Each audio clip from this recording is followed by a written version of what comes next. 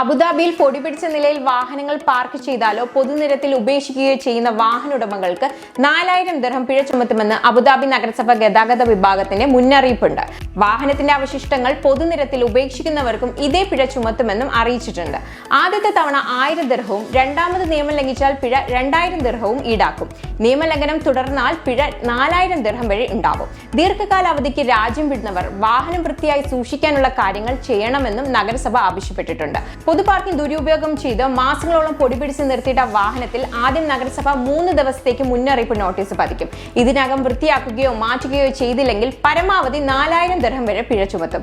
മുന്നറിയിപ്പ് അവഗണിച്ചാൽ മുനിസിപ്പാലിറ്റി അധികൃതരെത്തി യാർഡിലേക്ക് മാറ്റും എന്നും പറഞ്ഞിട്ടുണ്ട്. ഇവ വീണ്ടെടുക്കുന്നതിന് 1500 ദിർഹം അടയ്ക്കേണ്ടി വരും. 30 ദിവസത്തിന് ശേഷമാണ് തിരിച്ചെടുക്കുന്നതെങ്കിൽ പിഴ 3000 ദിർഹം ആവും. അപ്പോൾ എല്ലാവരും ഇതൊക്കെ ഒന്ന് ശ്രദ്ധിക്കുക. വാഹനങ്ങളൊക്കെ വൃത്തിയായി തന്നെ സൂക്ഷിക്കാൻ ശ്രമിക്കുക.